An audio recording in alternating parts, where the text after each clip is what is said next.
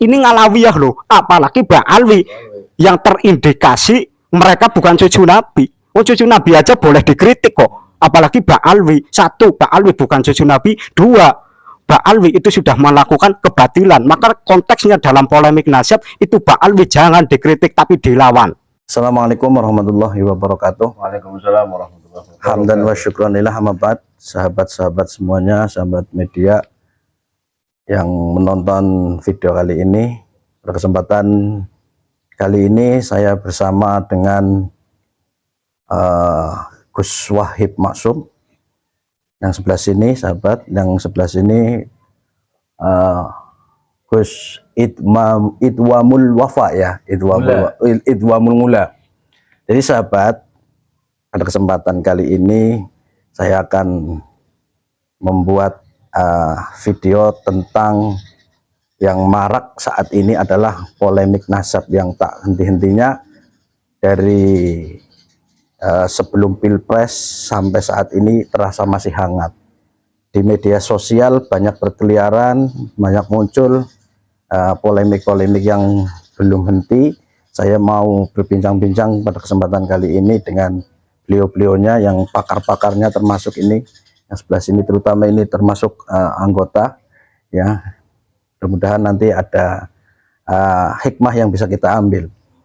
Saya pertama langsung saja tidak berbanyak cincang di depan. Saya mau tanya ini Mas Gus Wahib, dengan polemik nasab yang saat ini sedang ramai diperbincangkan, menurut pendapat Anda ya, kalau seandainya kita mengenai polemik nasab itu kita angkat pembicaraan, mengkritik beliau-beliaunya, seperti apa pendapat Anda? Nanti tolong dijelaskan supaya yang menonton video kali ini bisa dapat menerima pencerahan dari Anda. Assalamualaikum warahmatullahi wabarakatuh. Waalaikumsalam warahmatullahi wabarakatuh. Mas Rafiq dan Mbah Idwam, saya sebutnya ke sini itu Mbah karena dia lebih mumpuni, lebih tinggi derajatnya di sisi Allah, lebih dekat dengan malaikat dibandingkan dengan saya. Baik, langsung saja terkait masalah polemik nasab yang saat ini ramai di media sosial, terutama di media sosial. Kalau di dunia nyata itu tidak seramai di media sosial, di dunia maya. Sebelumnya mungkin masih banyak yang tidak paham, ada apa sih? Ada apa sih kok rame-rame nasab.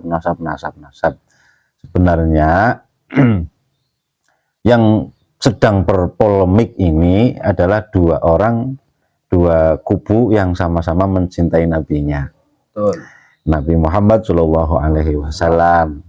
Kemudian kenapa kok sampai terjadi polemik semacam ini? Karena kita orang-orang Nusantara, khususnya warga Nahdliyin, karena istilah orang yang sedang dipolemikkan ini, yang berpolemikan dua orang yang sama-sama mencintai nabinya. Yang dipolemikkan adalah sekelompok orang yang mengaku sebagai cucunya Kanjeng Nabi, dan juga dia selama ini dianggap sebagai cucunya Kanjeng Nabi selama puluhan tahun, bahkan sampai ratusan tahun.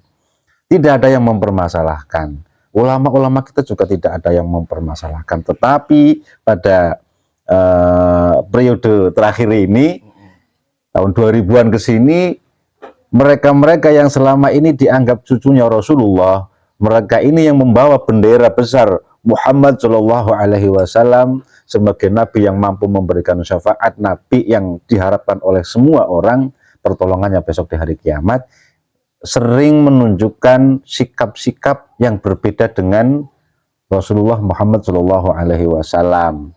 Sering ahwaliyahnya, perilakunya, makoliyahnya, perkataannya itu tidak mencerminkan sebagai manusia yang katanya mewarisi darah Rasulullah Shallallahu Alaihi Wasallam.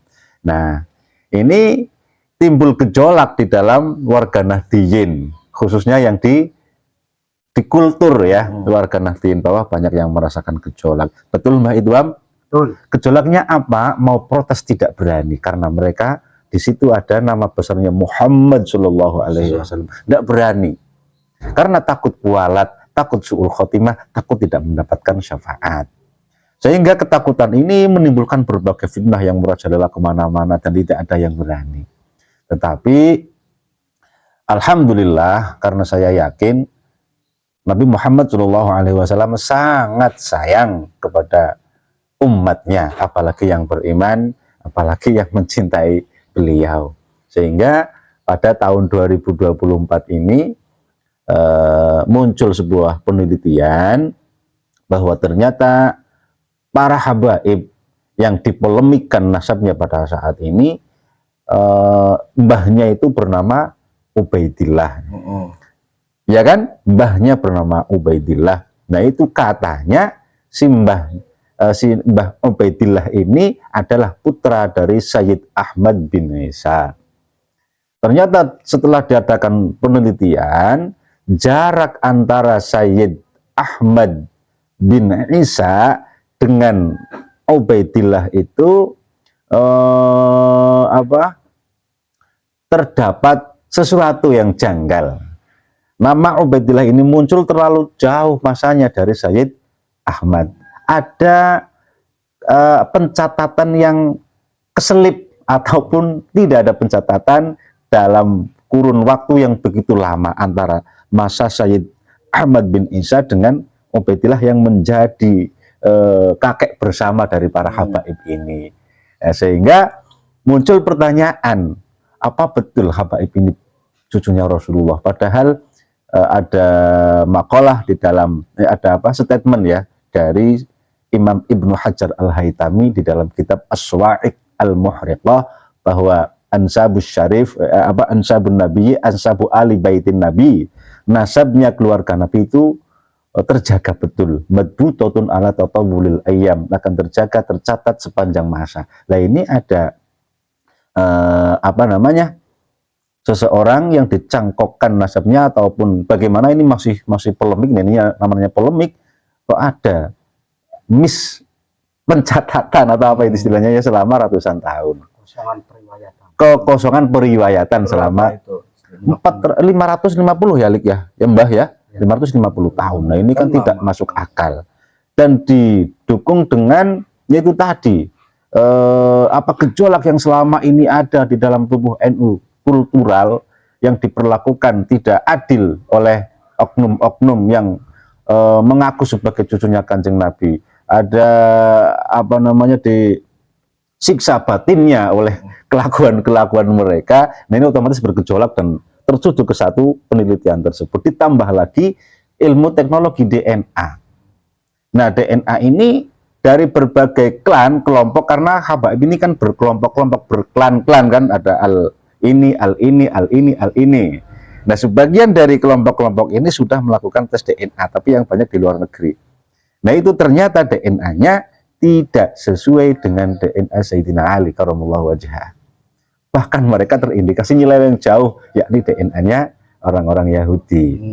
Walaupun dalam tanda kutip kita tetap meyakini siapapun umatnya Kanjeng Nabi tidak harus cucunya Kanjeng Nabi, tidak harus orang Yahudi, siapapun kan berhak untuk menjadi orang soleh, berhak untuk menjadi orang alim, berhak untuk dihormati, tapi dengan kadar ataupun dengan dengan ukuran yang sesuai, tidak boleh melampaui batas. Nah itu Rafiq, polemik ini sebenarnya berawal dari situ, sehingga sampai saat ini ada dua kelompok, tapi yang dua kelompok ini yang berpolemik ya, yang dipolemikkan adalah para habaib. Yang berpolemik ini adalah sama-sama warga Nahdliyin, karena istilah Habib itu ada di kita. Kalau di Muhammadiyah misalkan tidak ada ya istilah Habib itu, tidak ada. Memang dari dulu Habib itu yang ada di Indonesia memang dimuliakan oleh kaum Nahdliyin. Iya, yang memuliakan mereka itu kaum Nahdliyin, sehingga yang tersiksa dengan perilaku orang-orang ini yang mengaku sebagai cucunya Kanjeng Nabi, tetapi perilakunya tidak sesuai dengan syariatnya Kanjeng Nabi, yang tersisa kaum Nahdliyin otomatis. Sehingga polemik ini muncul, dan saya kira tidak bisa kemudian diberhentikan walaupun bertahun-tahun itu, sampai nanti menemukan ujungnya. Ujungnya apa? Ujungnya ya kekosongan periwayatan tersebut dapat diselesaikan. Oh ternyata ada abad 4 ada yang menyatakan bahwa Said Ahmad bin Isa al-Muhajir punya anak yang bernama Ubaidillah atau Abdullah atau pada abad ke-500 Hijriah atau 600 Hijriah atau 700 Hijriah atau 8 itu sudah muncul ya ya Mbah. Iya. Terus abad 900 baru muncul nama Ubaidillah itu. Nah, itu kalau sudah terindikasi kebenarannya bahwa Imam Ubaidillah ini atau Mbah Ubaidillah ini adalah putra Said Ahmad, clear selesai.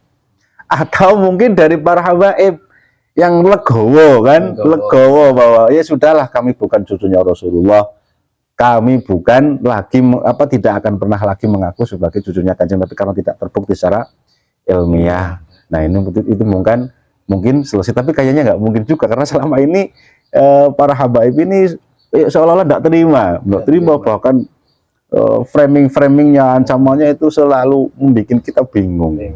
Iya, nah itu mungkin dari saya Ali Rafiq akan dilanjutkan ataupun akan dikomentari oleh pakar ahlinya ahli yang dia insya Allah diridhoi oleh Ilahi, Mbah Idwamul Ula Al-Juruti. Silahkan Mbah Idwam. Ini jadi sahabat itu mengenai nasab habaib yang kita ketahui sedang ramai. Terus ada lagi nih, jadi oknum habib yang memang banyak sekali di kalangan kita ya, oknum yang di lingkungan kita perilakunya memang tidak sesuai dengan syariat. Memang ada yang menjual ini harus dibayar sekian, ada yang seakan-akan kita diperas sebagai orang-orang kecil kayak gitu. Memang seperti itu. Tanggapannya gimana ini sebelum ke Mbah Id ya? Oh begitu. Ya.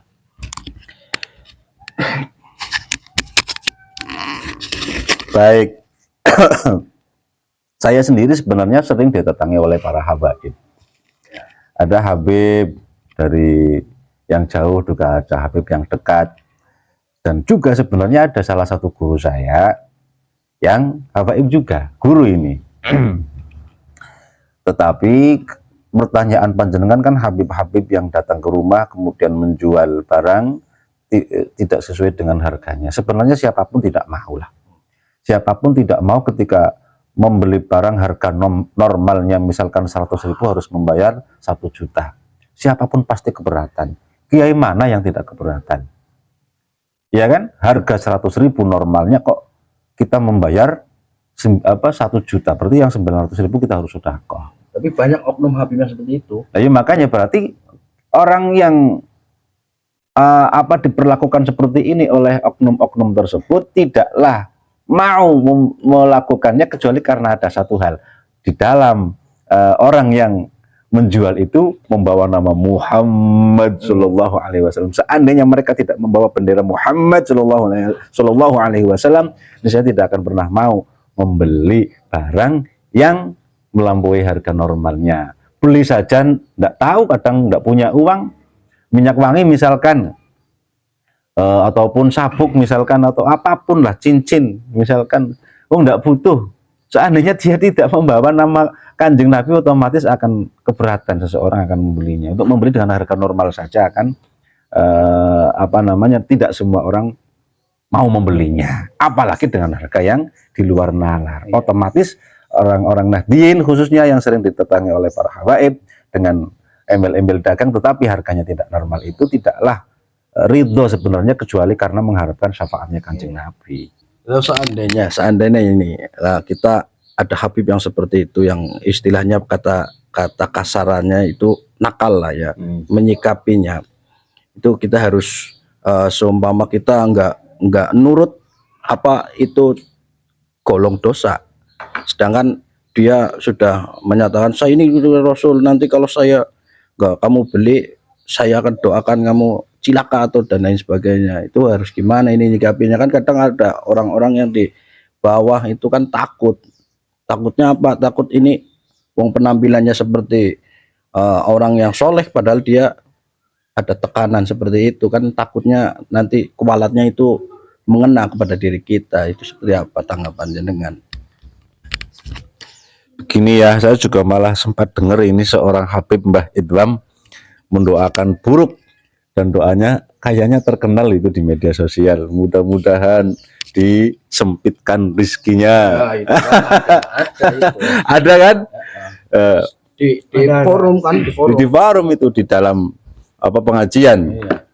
di apa, tidak sembuh penyakitnya, gundah gulana tiap hari, susah tiap hari. Nah ini kan aneh juga dari seorang yang mengaku sebagai cucunya Rasulullah tetapi akhlaknya kok seperti Abu Jahal, ya kan? Padahal Kanjeng Nabi diludahin saja, beliau masih mengharapkan orang yang meludahnya itu menjadi baik. Sementara ada orang yang katanya mewarisi darahnya Rasulullah, ya, tetapi ketika ada orang yang berseberangan dengan dia kok diserang habis, didoakan buruk-buruk. Ini kan yaitu termasuk indikasi ataupun amarah ataupun qarinah yang menjadikan sebagian warga Nahdlin seperti saya, Mbah Idwam itu, yang dulu yakin mereka sebagai cucu sekarang terkikis keyakinan tersebut. Dzon saja untuk menyangka mereka dengan husnudzon sudah tidak bisa lagi. Ya, jadi Mbak Idwam, ini tanggapan sampean mengenai Habib yang seperti itu sudah dijelaskan tadi oleh Gus Wahib, banyak sekali tentang oknum-oknum Habib yang sangat tidak pas dengan ajaran-ajaran syariat. Tanggapan Anda, seumpama kita sebagai anak-anak seperti inilah ya, saya orang awam mengkritik Habib yang seperti itu, bagaimana pendapat Anda, Mas Idwam? Assalamualaikum warahmatullahi wabarakatuh. Assalamualaikum warahmatullahi wabarakatuh. Menjawab pertanyaan panjenengan kaitannya dengan mengkritik Habib, apakah boleh begitu? Ya, Ya. Kalau menurut saya sudah sering menyampaikan bahwa Dzurriyyatur Rasul, dzurriyyahnya Kanjeng Nabi, itu kan legalitasnya itu kan dihormati. Betul kan?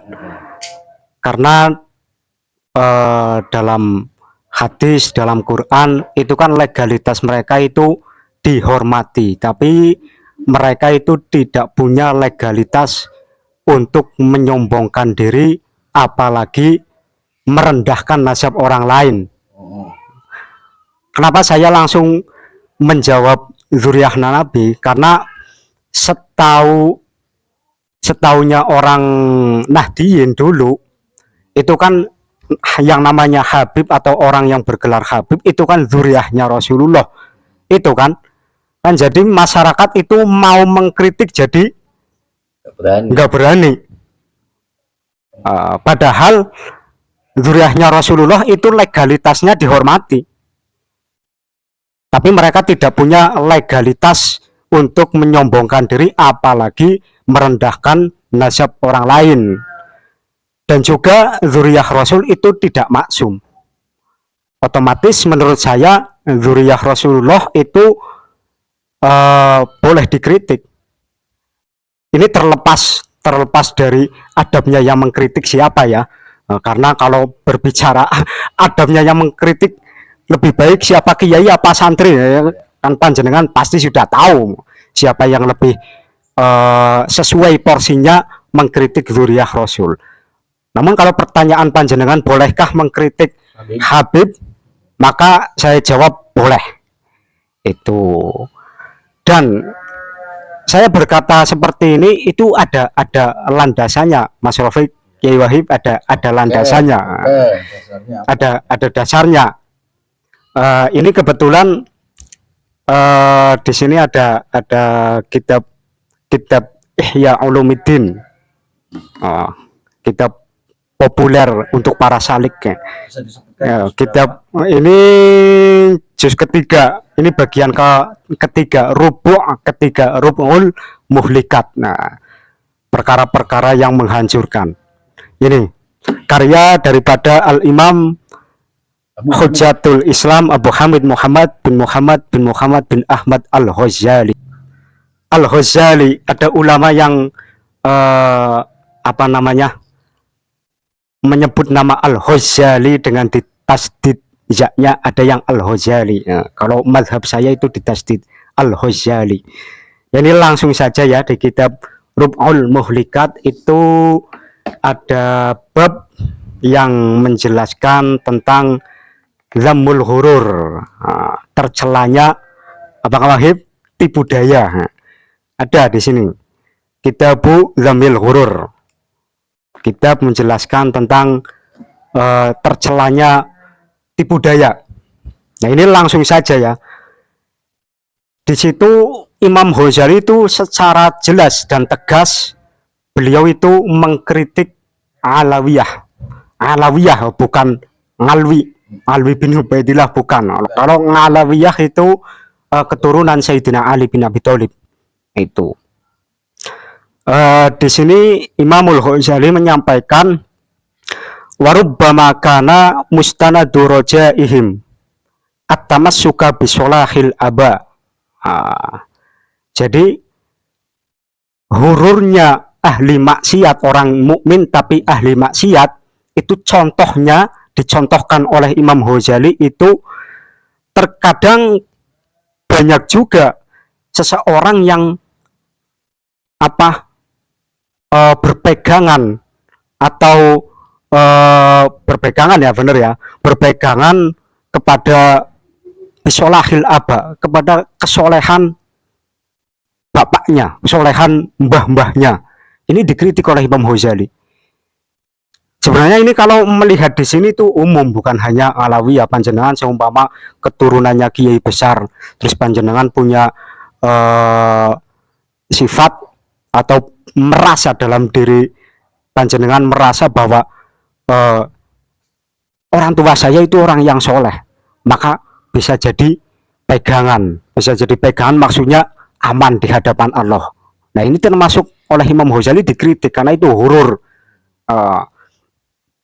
Lanjut, bisolahil aba wa uluwi rutbatihim, dan juga karena derajatnya mbah-mbahnya itu tinggi, jadi untuk pegangan, nah itu nggak boleh.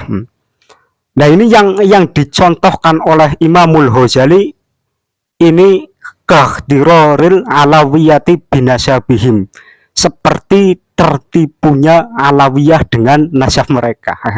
Itu yang menjadi contoh oleh Imam Ghazali itu Alawiyah, karena mungkin ya, ini asumsi saya, mungkin pada zamannya Imamul Ghazali itu Alawiyah atau Syadat dan Syurofa itu banyak juga yang menyombongkan nasabnya, mungkin begitu, sehingga Imam Ghazali itu mengkritik, maksudnya itu yang disebutkan itu mereka Alawiyah, bukan yang lain itu. Wa mukhalafati sirati abaihim, tapi pada hakikatnya mereka itu berbeda dengan mbah-mbahnya itu. Fil khaufi wa taqwa wal wara, di dalam takutnya kepada Allah, khaufnya berbeda, takwanya juga di bawahnya mbah-mbah mereka, terus wirainya juga di bawahnya mbah-mbah mereka. Tapi mereka merasa aman, atau gus merasa mbahnya itu orang yang bertakwa, merasa mbahnya itu waro, taruhlah merasa mbahnya itu seorang wali, terus seorang gus atau seorang Alawiyah itu berpegangan pada kapasitas mbah-mbahnya, sedangkan dia sendiri itu tidak alim, seperti itu. Itu menurut Imam Ghazali itu termasuk orang yang tenggelam atau tertipu daya. Itu.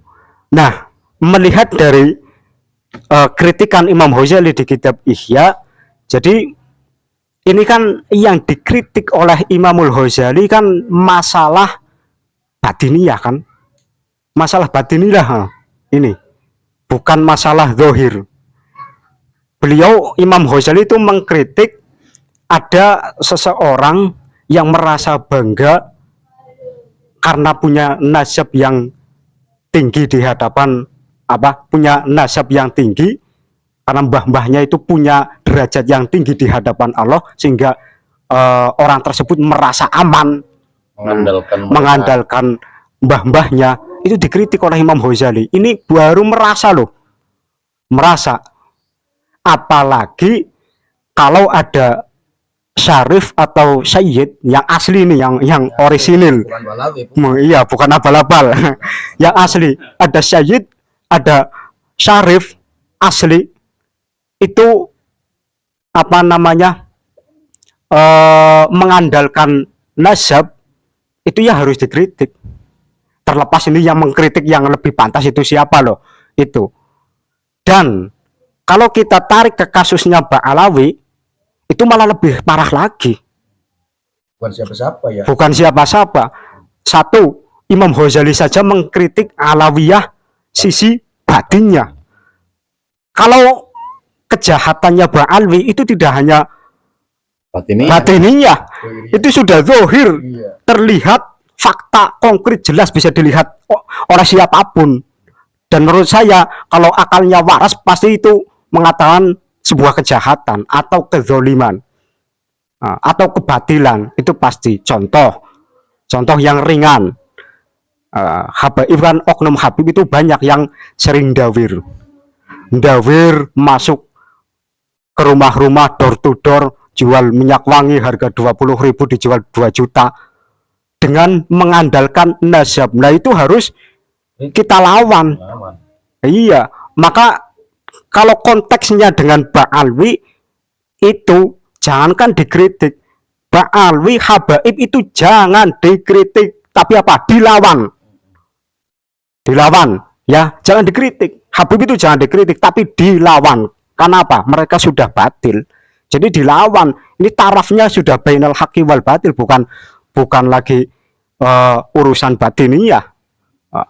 Itu menjual nasabnya Rasulullah untuk berdagang, itu satu. Terus ceramah membawa nasabnya Rasulullah, mau nikah membawa nasabnya Rasulullah, mau memperbanyak jamaah membawa nasabnya Rasulullah, sampai ngelunasin hutang yang membawa nasabnya Rasulullah. Ini kan kebatilan sudah. Pintu surga juga dipegang. Iya, pintu surga juga dipegang oleh Ba'alawi, seolah-olah mereka itu panitia surga.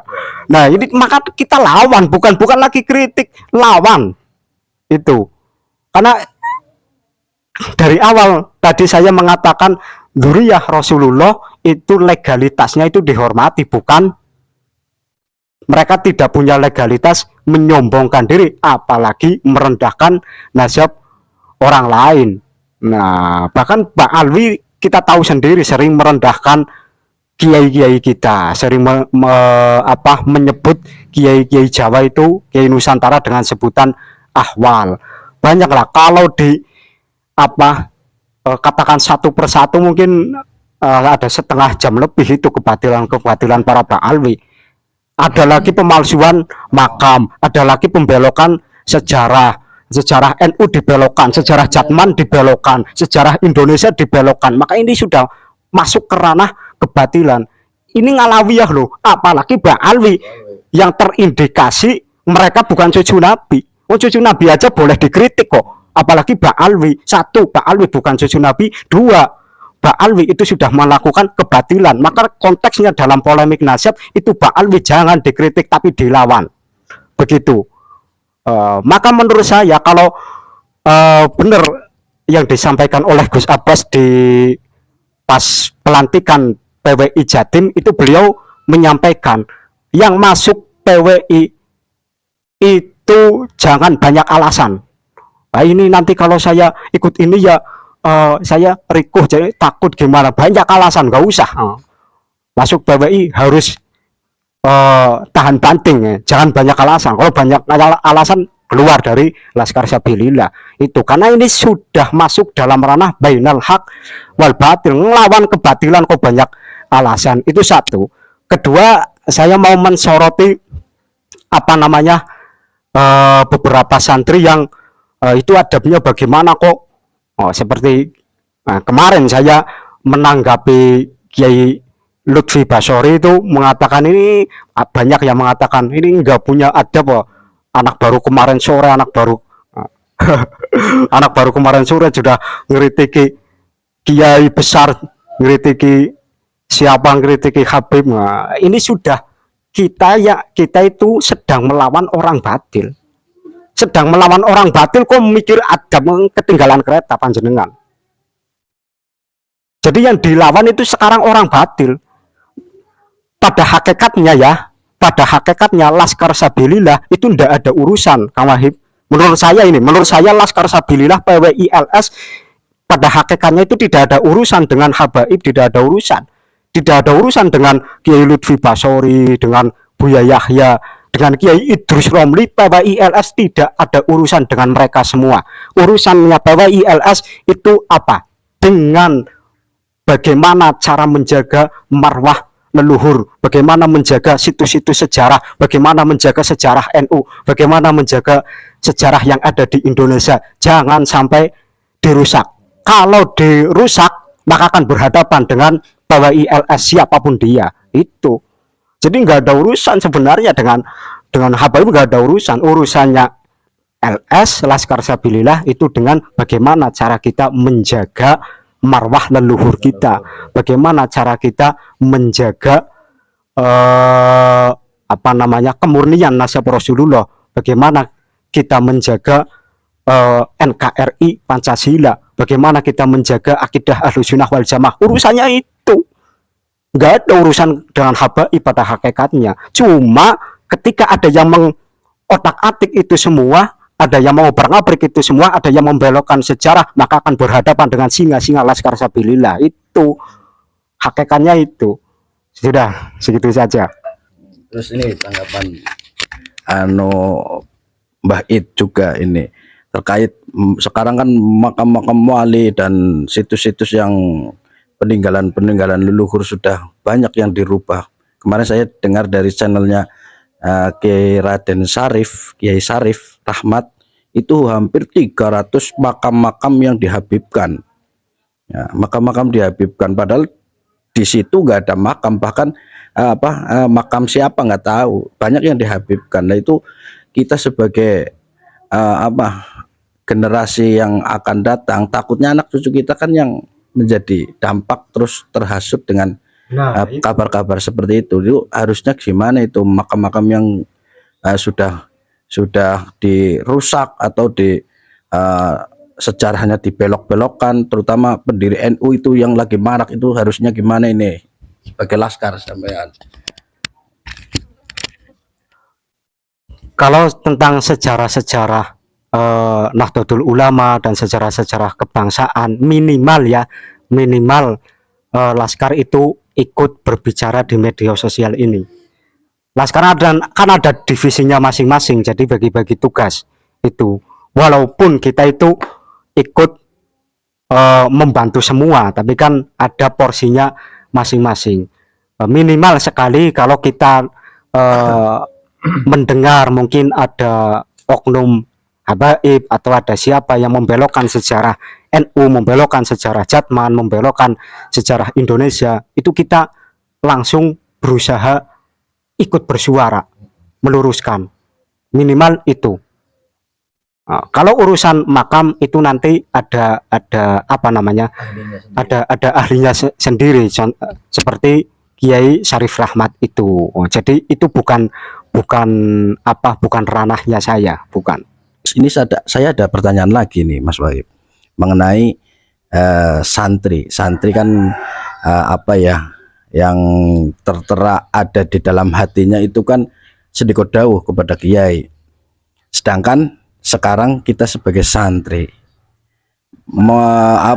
menyikapi dengan polemik nasab yang saat ini sedang ramai sebagai santri, sedangkan kiainya sendiri sebagian ada yang masih muhibin atau masih husnudon dengan habaib. Itu seperti apa cara menyikapinya?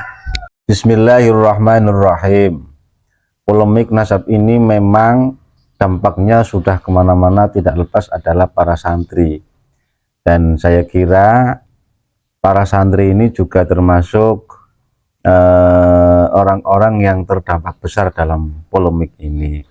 Karena para tokohnya, kiai-kiainya itu menjadi sumber data menjadi patokan, menjadi panutan bagi beberapa kalangan, bukan hanya santri tapi juga banyak kalangan yang tidak nyantri, apalagi santri yang punya alaqoh, punya hubungan yang sangat erat dengan sang kiai. Bahkan dalam dunia pesantren kita kenal maqalah dari Sayyidina Ali, ana abduman allamani walau harfan insya'a ba'a wa insya'a a'taqa. Sehingga dari sini seorang santri itu akan tunduk setunduk-tunduknya kepada sang kiai. Mungkin sebagian santri itu memaknai makolahnya Sayyidina Ali ini untuk memilih diam karena kiainya juga diam, memilih untuk tetap menjadi muhibbin walaupun kiai ketika kiainya menjadi muhibbin. Kemudian ada juga mungkin santri yang sebenarnya condong ke Kiai Imad tapi sang kiai tidak merespon sehingga memilih diam. Kan banyak yang seperti itu, tetapi tidak bisa santri-santri yang saat ini menjadi muhibbin itu mengatakan ataupun mengklaim, menuduh santri-santri yang mengikuti Kiai Imad itu adalah santri yang su'ul adab, yang berani kepada sang kiai, yang nantang kepada kiainya, yang kemudian diancam dengan terputusnya barokah, terputusnya sanad keilmuan antara sang santri dengan sang guru. Ini tidak bisa, karena kaidah penghormatan dari seorang santri terhadap ahli ilmi yang dalam hal ini adalah sang guru itu tetap ada porsinya, tetap ada batasannya, dan tetap ada aturannya, tidak mutlak. Saya kemarin juga baru membuat video tentang hal itu. Seumpama tidak dikoyidi atau dimutlakan penghormatan ini, akan terjadi seorang santri tidak berani mengusir ayamnya sang kiai yang membuang kotoran di depannya. Karena ayam ini adalah ayamnya sang kiai. Sehingga santri dilarang atau tidak berani untuk mengusir ayamnya sang kiai walaupun membuang kotoran di depan mata dan membuat najis. Dan najis ini akan menimbulkan sesuatu yang tidak baik. Santri tidak berani karena ta'adduban, karena takriman terhadap sesuatu yang berhubungan dengan kiainya. Nah, maka ini yang menjadi korinah atau menjadi dasar, yang kemudian menjadi dasar bahwa penghormatan dari santri kepada kiainya itu muqayyadan. Ada beberapa catatan. Sehingga yang kaitannya dengan masalah polemik ini tidak bisa santri yang lain menuduh santri yang lainnya su'ul adab gara-gara mengikuti tesisnya Kiai Imad. Seperti itu, Lik Rafiq. Karena sudah jelas tadi dikatakan oleh Mbah Idwamul Ula Al-Jurudi bahwa ini sudah bainal haqqi wal batil. Satu itu. Sehingga ketika ada santri yang berijtihad menggunakan data-data yang ada kemudian mengikuti Kiai Imad dan lantang bersuara, tidak bisa dikatakan sebagai santri yang su'ul adab kepada kiainya. Lagian mas kiai kita itu juga tidak semua menjadi muhibbin, tidak semua kemudian mendukung habaib dan masih husnudun. Banyak kiai kita yang sudah bersuara. Sehingga sekali lagi bahwa ketika masalah adab ini dimutlakan, tidak dibatasi, pasti akan menyulitkan santri-santri, akan membuat santri-santri tersiksa. Saya membayangkan seumpama ada seorang santri yang memiliki dua guru. Satu gurunya itu mendukung habaib, yang satunya mendukung tesisnya Kiai Imad, dan dua-duanya lantang dan menyuruh si santri ini untuk bicara, mau pilih yang mana. Sehingga saya yakin dalam polemik nasab ini, seluruh kiai-kiai yang punya alaqoh dengan santrinya itu membebaskan santrinya untuk memilih yang mana. Yang penting dengan tata cara yang yang wajar lah, jangan berlebihan kemudian seperti yang bukan santri. Saya kira seperti itu. Karena di dalam video kemarin saya juga menyebutkan bahwa sebenarnya kaidah penghormatan santri terhadap ahlul ilmi, yakni gurunya, yang kemudian dilandaskan dengan makolahnya Sayyidina Ali, ana abduman allamani walau harfan, dan di kitab Ta'limul Muta'alim itu kaidahnya yang sederhana saya mengambil dari dua bait alfiyah di muqaddimah itu bahwa santri dinamakan suul adab kepada kiainya ketika sang santri ini merasa lebih baik daripada sang kiai. Nah ini suul adabnya dari sini anunya punjernya ataupun pokoknya dari sini. Ketika ada santri merasa lebih baik dari kiainya ataupun melakukan sesuatu yang menimbulkan atau menyebabkan sang santri ini merasa lebih baik dari gurunya, ini yang tidak boleh. Dalam alfiyah itu kan wa taqdiri ridwan bi ghairi suhti fa iqatan alfiyat ibn mu'ti wa huwa bi sabqin haizun tafdila mustaujibun sana'iyal jamila. Itu kan jelas di situ bahwa santri itu seharusnya tidak merasa lebih baik dari kiainya. Dan kaidah ini tentunya nanti akan kemana-mana juga, tidak bisa kemudian masa cuma kaidah gitu doang. Nanti kalau ada santri yang melihat aibnya kiai gimana dan seterusnya, enggak.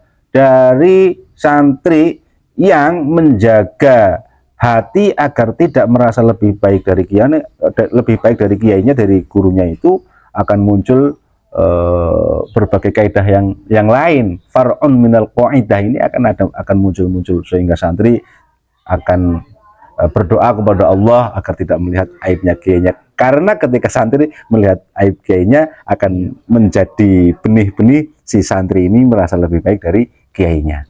Nah itu mungkin kaidahnya, sehingga tidak bisa santri yang mengikuti kiainya menjadi muhibbin habaib menuduh santri yang mengikuti kiai sebagai seorang santri yang suul adab, bulet apa oralah. Yang jelas tadi Mbah Idwam sebagai anggota Laskar Sabilillah dunyan wa ukhran, dan saya mengikutinya, sudah jelas mengatakan bahwa ini adalah bainal haqqi wal batil.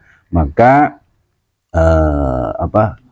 Mbah Idwam juga sudah mengatakan habaib itu bukan hanya dikritik tapi harus dilawan. Nah ini kan sudah sangat tajam sebenarnya. Mungkin itu saja Mbah Rafiq yang bisa saya sampaikan, dan mohon maaf kepada teman-teman yang sampai sekarang mungkin masih keting sama saya, masih marah pada saya dan menuduh saya suul adab. Ingat, saya punya kaidah, ketika panjenengan tidak setuju ya silakan patahkan kaidah saya, jangan marah-marah dong.